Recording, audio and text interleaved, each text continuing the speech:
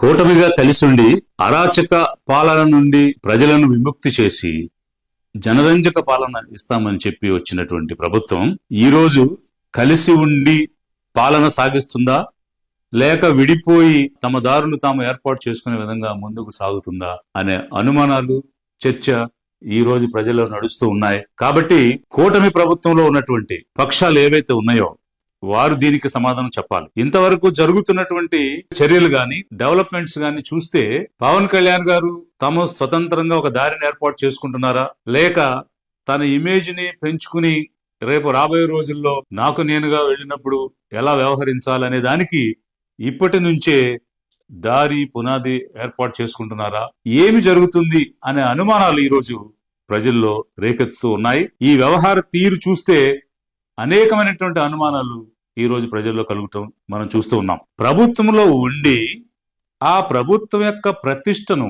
పరువును దిగజార్చే విధంగా ఒక మంత్రి ఎలా మాట్లాడగలుగుతాడు అన్నది ఎంతో ఆశ్చర్యకరమైన అంశంగా కనిపిస్తూ ఉంది. ఉదాహరణకి గత 6-7 నెలలుగా జరిగినటువంటి డెవలప్మెంట్స్ అన్ని గనక మనం చూస్తే, మొట్టమొదట తిరుమలలో లడ్డు విషయంలో అపవాది జరిగింది. అక్కడ అనుకోనటువంటి అంశాలు దానిలో కొవ్వు పదార్థాలు చేరాయి అనేటువంటి అంశాన్ని తీసుకొచ్చారు. అయితే అసలు లడ్డు కల్తీ జరిగిందా లేదా అనే దానికి ఇంతవరకు నిర్ధారణ జరగలేదు, ఎంక్వైరీ పూర్తి కాలేదు. కానీ ఒక చిన్న రిపోర్ట్ని తీసుకుని ఎలాంటి బాధ్యత లేకుండా ముఖ్యమంత్రి దగ్గర నుంచి ప్రతి ఒక్కరూ దాని గురించి మాట్లాడేయటం, ఒక ఎంక్వైరీ చేయలేదు, ఒక స్పష్టత రాలేదు, ఒక కంక్లూజన్ రాకుండానే దాన్ని బట్టబయలు చేసి ఒక క్యాబినెట్ కు ఉండేటువంటి కలెక్టివ్ రెస్పాన్సిబిలిటీ, అంటే ప్రభుత్వంలో ఉన్న వారు ఏ విషయాన్నైనా ప్రకటించే ముందు ఒక బాధ్యతగా ఆలోచించి ఇది చెప్పవలసిందా చెప్పకూడదా, దీని మీద ఒక కంక్లూజన్ ఉందా లేదా అనేది కూడా చూడకుండా బహిర్గతం చేసి అల్లకల్లోలం సృష్టించడం అనేది చూసాం. అయితే ముఖ్యమంత్రి గారు ఒకటి మాట్లాడితే, వీరు ఇతనికి సంబంధించిన పోర్ట్ఫోలియో కాకపోయినా, ఆ మంత్రిత్వ శాఖకు అతనికి ఎలాంటి సంబంధం లేకపోయినా అన్అపాలజెటిక్ సనాతన హిందూ అంటూ గవర్నమెంట్ తీసుకున్నటువంటి స్టాండ్ తోటి ఏకీభవించకుండా మీకు మీరుగా స్వతంత్రంగా అనే అనవసరమైనటువంటి అల్లరి చేసి యాగి చేసి అబాసుబాలై సుప్రీం కోర్టుతో అక్షింతలు వేయించుకుని మీరు ప్రవర్తించడం అనేటువంటిది అప్పటికి జనాలకి అంత అనుమానం కలగల. ఎందుకనంటే ఇదేదో ఒక మతాల మధ్య చిచ్చు పెట్టే విధంగా మీరు వ్యవహరించినటువంటి తీరు ఎందుకు ఇతను ఇలా ప్రవర్తిస్తున్నాడు అనేటువంటి ఒక క్వశ్చన్ అయితే వచ్చింది. కానీ దీని వెనక ఒక కుట్ర ఉందని, దీని వెనక ఇంకేదో ఆలోచన ఉంది అనే అనుమానం అప్పటికి రాలేదు. But you have not sailed with the government తీసుకున్న లైన్ తో, స్టాండ్ తో మీరు కాలేదు. సీఎం గారు ఒకటి చెప్తారు, మీరు ఇంకోటి చెప్తారు. అది అలా జరిగితే మరి ప్రభుత్వం వచ్చిన తర్వాత మహిళల మీద అత్యాచారాలు జరుగుతూ వచ్చాయి. మత్స్యమరులో గాని, తెనాల్లో గాని, సాక్షాత్ మీ నియోజకవర్గంలో మీ పార్టీ సభ్యులే అరాచకం చేయడం అనేటువంటిది, అఘాయిత్యం మహిళల మీద చేయడం అనేటువంటిది అందరూ రాష్ట్ర ప్రజలు చూశారు. మరి అలాంటప్పుడు ఒక స్థానిక శాసనసభ్యుడిగా మీరు బాధ్యత తీసుకోవాలి, ప్రభుత్వంలో ఉన్నటువంటి ఒక మంత్రిగా నియంత్రించే బాధ్యత తీసుకోవాలి. దానికి సంబంధించి ముఖ్యమంత్రి గారిని కలిసి ఈ రకమైనటువంటి అపవాదులు వస్తున్నాయి మన ప్రభుత్వం మీద, దీన్ని ఎలా మనం నియంత్రించాలి, నివారించాలి, చర్యలు తీసుకోవాలని కేబినెట్ లో చర్చించాలి, ముఖ్యమంత్రి గారితో చర్చించాలి. అది మానేసి పార్లమెంటరీ డెమోక్రసీలో కలెక్టివ్ రెస్పాన్సిబిలిటీ అనేది ఒక కేబినెట్ లో కౌన్సిల్ ఆఫ్ మినిస్టర్స్ కి ఉంటుంది. అలాంటి దాన్ని మీరు వైలేట్ చేసి దాన్ని దాటి బహిరంగ సభలో మీ సాటి మంత్రి హోమ్ మినిస్టర్ గారి గురించి, అనిత గారి గురించి మీరు కామెంట్ చేయటం, మాట్లాడటం, వారి యొక్క పదవిని, వారికి ఉన్నటువంటి స్థాయిని దిగజార్చే విధంగా మాట్లాడటం, సాక్షాత్తు డీజీపీని మీరు అక్కడ నుండి పబ్లిక్ మీటింగ్ ద్వారా క్వశ్చన్ చేయటం, ఇదంతా కూడా దేనికి దారితీస్తుంది, ఎందుకు ఇతను ఇలా ప్రవర్తిస్తున్నాడు అనే ప్రశ్నలు అనేకంగా రైజ్ అవ్వడానికి, ఐబ్రోస్ రైజ్ అవ్వడానికి అవకాశం వస్తూ వచ్చింది. మరి అదే ప్రభుత్వంలో ఉంటూ ఆ ప్రభుత్వాన్ని విమర్శించడం, ప్రశ్నించడం ఏమిటి? మీకు జనం ఓట్లు వేసింది మిమ్మల్ని ప్రశ్నించడం అని కాదు. ప్రశ్నించడం ఎక్కడ చేయాలి? కేబినెట్ మీ హాల్లో చేయాలి, అసెంబ్లీలో చేయాలి. మీరు నలుగురు పాలసీ మేకింగ్ చేసేటప్పుడు చర్చల్లో ప్రశ్నించాలి. ప్రశ్నించడానికి గత 5 సంవత్సరాలు మీరు ప్రశ్నించారు బయటుండి. ఇప్పుడు ప్రశ్నించడానికి కాదు మీకు ఓటేసింది, పాలించడానికి. ఆ పాలన మీరు సక్రమంగా చేయకుండా ప్రజల యొక్క ఇమోషన్స్ తో మీరు ఆడుకుంటున్నారు అనేటువంటి అనుమానాలు ఈరోజు ప్రజల్లో వస్తూ ఉన్నాయి. అదేవిధంగా సీజ్ ద షిప్, మీరు బంగాళాఖాతంలోకి వెళ్ళారు, అక్కడ షిప్ మీదకి వెళ్ళారు, వెళ్ళి ఏమంటున్నారు, నేను వెళ్తానంటే వెళ్ళనివ్వట్లేదు, నాకు అధికారులు అడ్డు తగులుతున్నారు, ఆ అధికారులు నా మాట వినడం లేదు అన్నాడు. అక్కడ ఉన్నది రాష్ట్ర ప్రభుత్వ అధికారులు, వారు మిమ్మల్ని వెళ్ళనివ్వలేదని చెప్తున్నారు. రాష్ట్ర ప్రభుత్వ అధికారులు మీ మాట వినలేదు, మిమ్మల్ని వెళ్ళనివ్వలేదు, మరి మీ మాట వినని అధికారులకి సీజ్ ద షిప్ అని ఆర్డర్ ఎలా వేస్తారు? కామన్ సెన్స్ కదా. When they are not obeying your orders, how can you say seize the ship? So ఒకవైపు ఏమో నా మాట వినలేదంటున్నారు, ఇంకోవైపు ఏమో సీజ్ చేయండి అని ఆర్డర్ వేస్తున్నారు. ఏది నిజం, ఏది నమ్మాలి అని ప్రజలు ఆలోచిస్తున్నారు. ఇంకొకటి ఏంటంటే, ఒకవేళ అక్కడ ఏదైనా అక్రమం జరిగితే దానికి పద్ధతులు ఉన్నాయి కదా, మీరు ముఖ్యమంత్రి గారితో చర్చించాలి కదా, చర్చించి చర్యలు తీసుకునే విధంగా ముందుకు వెళ్ళాలి. ఆ పోర్ట్ఫోలియో మినిస్టర్ కూడా మీ పార్టీకి చెందినటువంటి మినిస్టరే, మనోహర్ గారే సివిల్ సప్లైస్ మినిస్టర్ గా ఉన్నారు. మరి అక్కడ అలా మాట్లాడొచ్చి కలెక్టర్స్ కాన్ఫరెన్స్ లో కలెక్టర్ని అడుగుతారు, మీరు మీకేమైనా పొలిటికల్ ప్రెషర్ ఉందా అని. పొలిటికల్ ప్రెషర్ ఉందా అని కలెక్టర్స్ కాన్ఫరెన్స్ లో ఇంచుమించు 200 మంది ఐఏఎస్ ఆఫీసర్స్, 100 వరకు ఐపీఎస్ ఆఫీసర్స్, 24 మంది మంత్రులు, ముఖ్యమంత్రి అందరూ ఉండి అది లైవ్ ఇస్తూ, ఆ లైవ్ లో పొలిటికల్ ప్రెషర్ ఉందా అని ఒక ఐఏఎస్ ఆఫీసర్ని అడుగుతారు మీరు. పక్కన ముఖ్యమంత్రి గారిని పెట్టుకున్నారు అంటే ఎవరు పొలిటికల్ ప్రెషర్ ఇస్తున్నారు? మీరు సీజ్ చేయమంటే సీఎం వద్దన్నారా? లేకపోతే మీరు సీజ్ చేయమంటే పిఎం వద్దన్నారా? పిఎం వద్దంటే ఆ ప్రెషర్ని మీరు ఆపగలరా? అసలు అక్కడ ఉన్నటువంటి రూల్స్ రెగ్యులేషన్స్ తెలుసుకోకుండా వెళ్ళడం, సీజ్ చేయండి అని చెప్పడం, అక్కడ కూడా మళ్ళీ అబాస్పాలు కావడం, ప్రభుత్వం ఒక పద్ధతిలో వెళ్తే దానికి ఇంకో లైన్ తీసుకుని మీరు వెళ్ళడం, మీ పర్సనల్ ఇమేజ్ పెంచుకోవడానికి, ప్రజలతో ఇమోషనల్ గా ఆడుకోవడానికి, మీరు గతంలో స్క్రిప్ట్ చదివి మాట్లాడిన విధంగా ఇప్పుడు రియాలిటీలో కూడా స్క్రిప్టే చదివి మాట్లాడాలి అన్న విధంగా ప్రవర్తించడం, దేనికి? ఇవి ప్రజల్లో వస్తున్నటువంటి అనుమానాలు. పాలన చేయడం అనేది రియాలిటీ, నటించటం అనేటువంటిది రియాలిటీ కాదు. నటన అన్నది వ్యాపారం, అది మీరు మంచిగా చేసుకున్నారు, దానికి ఏమి ఇబ్బంది లేదు.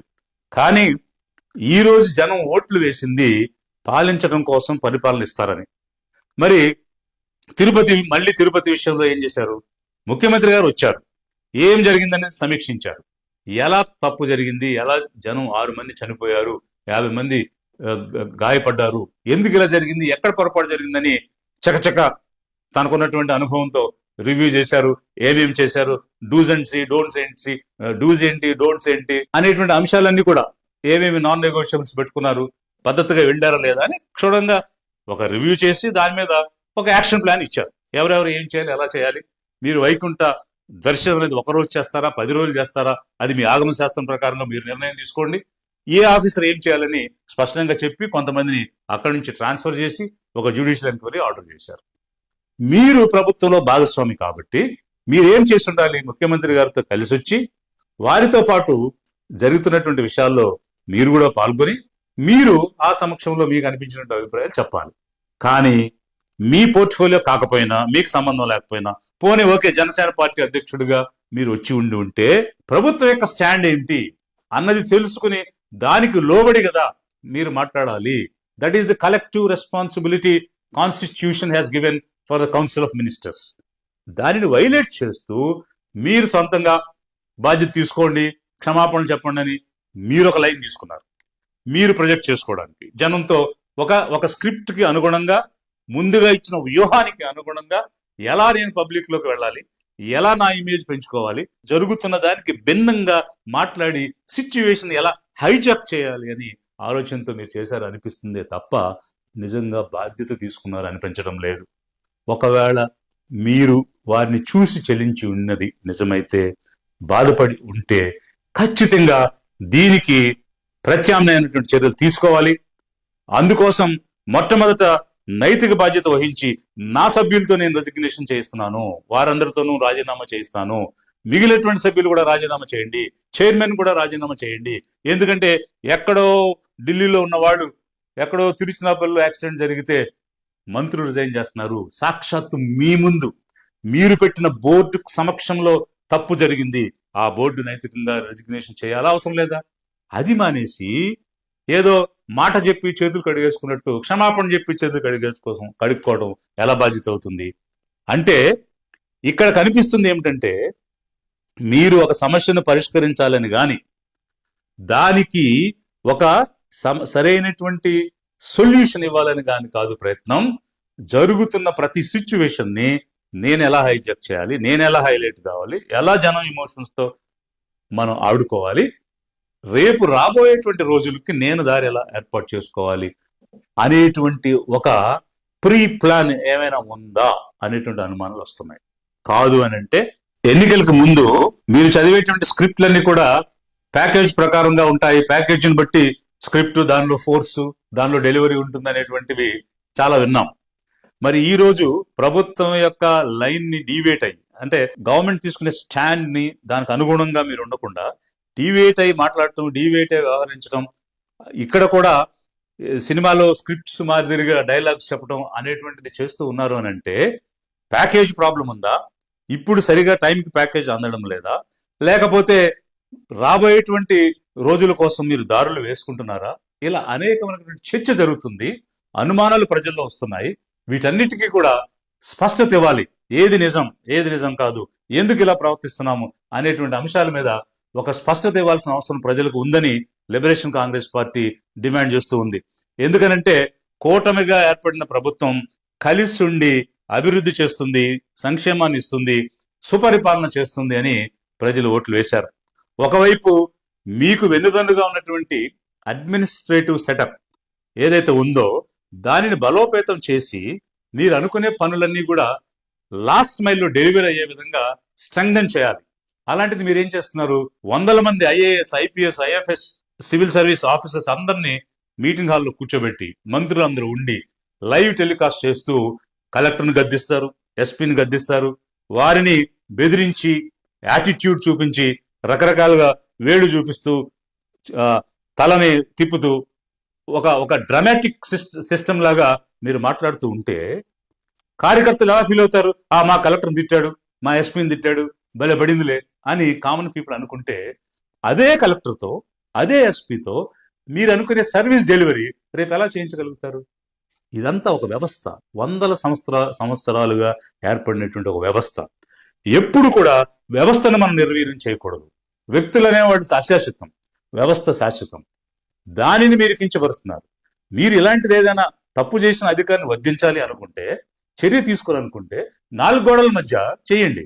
అంతేగాని లైవ్ టెలికాస్ట్ ఇచ్చి బహిరంగంగా ఒక ఆల్ ఇండియా సర్వీస్ ఆఫీసర్స్ ని మీరు దుర్భాషలు ఆడటం, యాటిట్యూడ్ చూపించడం దేనికి దారి తీస్తుంది? రేపు మీరు చెప్పే పని ఏది అవ్వకుండా అయిపోయే పరిస్థితి వస్తుంది. వాళ్ళు వీక్ అయిపోతే ప్రభుత్వం వీక్ అయిపోద్ది. ఇలాంటి అంశాలన్నీ కూడా పరిగణలోకి తీసుకుని కూటమి ప్రభుత్వం కలసికట్టుగా ఉండి ఇచ్చినటువంటి హామీలు నెరవేరుస్తుంది అని ప్రజలు ఎదురు చూస్తూ ఉన్నారు. కానీ మీరు పబ్లిక్ మీటింగ్స్ లో కొలీగ్ మినిస్టర్స్ ని, సీనియర్ ఆఫీసర్స్ లాంటి డీజీపీ లాంటి ఆఫీసర్స్ ని ప్రశ్నిస్తున్నారు. మీరు ఎక్కడ ప్రశ్నించాలి? మనము ఛార్జీలు పెంచమని హామీ ఇచ్చాం, విద్యుత్ ఛార్జీలు పెంచడానికి బిల్లు ఎందుకు పెట్టారు? ఇది తప్పు కదా. గత ప్రభుత్వం పెంచిన ఛార్జీల్ని మనం తగ్గించాలి, విద్యుత్ ఛార్జీలను తగ్గించడానికి ప్రయత్నం చేయండి అని కదా అక్కడ నువ్వు ప్రశ్నించాలి, అక్కడ నువ్వు ప్రభుత్వాన్ని ఒప్పించాలి. అదే విధంగా తగ్గించలేకపోతే ఉన్న పరిస్థితిని కొనసాగించాలి. కానీ విద్యుత్ ఛార్జీలు ఎలా పెంచుతారు?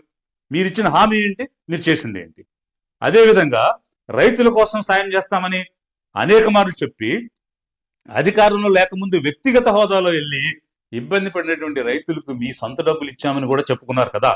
అది ఇన్కమ్ ట్యాక్స్ రిలీఫ్ కోసం ఇచ్చారో ఇంకో దానికి ఇచ్చారో అది వేరే విషయం. కానీ మీరు క్లెయిమ్ చేసింది ఏంటంటే నా డబ్బు ఇచ్చారని. మరి ఇప్పుడు ప్రభుత్వంకి వచ్చారు కదా, ప్రభుత్వంలోకి వచ్చిన తర్వాత రైతుల కోసం ఏమి చేయలేదే, ఒక చిన్న పథకం కానీ ఒక చట్టం కానీ తీసుకురాలేదే, ఇచ్చినటువంటి హామీలు నెరవేర్చే క్రమం చేయడం లేదు, ధరలు పెరిగిపోతున్నాయి దాని గురించి మాట్లాడటం లేదు.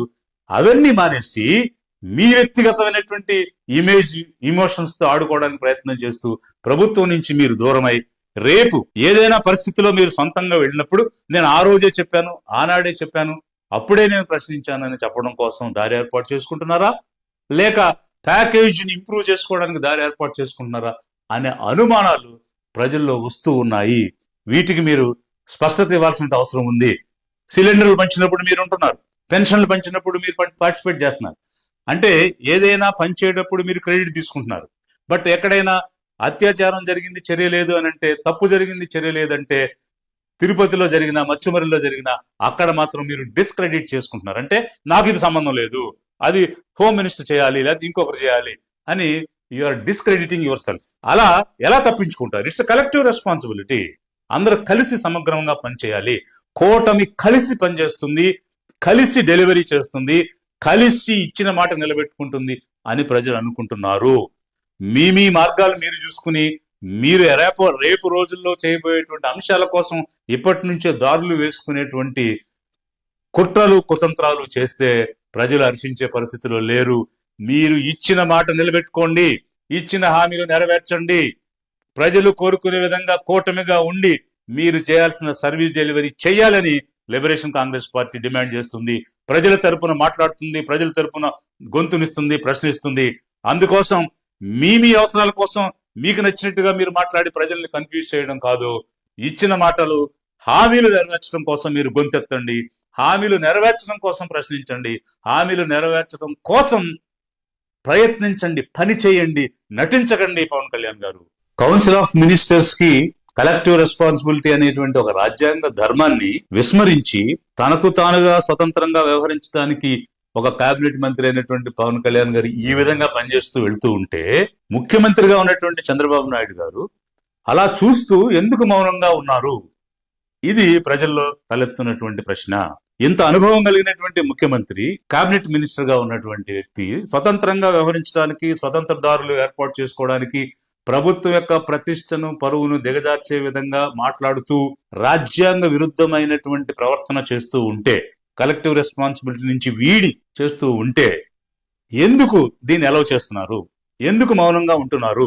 ఎక్కడ ఏ రకమైనటువంటి ఇబ్బందులు ఉన్నాయి అని ప్రజలు పదే పదే దీన్ని చర్చించుకునేటువంటి పరిస్థితి కనిపిస్తూ ఉంది. మరి బీజేపీ ఏమైనా పవన్ కళ్యాణ్ గారిని తయారు చేస్తూ ఉందా? అందుకోసమే గన్నవరంలో జరిగినటువంటి విశ్వ హిందూ పరిషత్ సమావేశంలో అనంత శ్రీరామ్ తోటి సాక్షాత్తు ఎన్టీ రామారావు గారినే ఇండైరెక్ట్ గా అటాక్ చేయడం, ఈ జిల్లా వాళ్ళు ఎవరైనా సరే, ఎంత పెద్దవారైనా సరే ప్రశ్నిస్తున్నానని అతను మాట్లాడడం, ఇవన్నీ కూడా చూస్తూ ఉంటే పవన్ కళ్యాణ్ గారిని బీజేపీ పావుగా వాడుకుంటుందా, లేకపోతే ఇతను స్వతంత్రంగా ఎదగడానికి ప్రయత్నం చేస్తున్నాడా? కూటమిలో ఎందుకు ఈ రకమైనటువంటి విభేదాలు, వ్యత్యాసాలు వచ్చాయి? ఎందుకు వేరు దారుల్లో వీళ్ళు వెళ్ళడానికి ప్రయత్నం చేస్తున్నారు?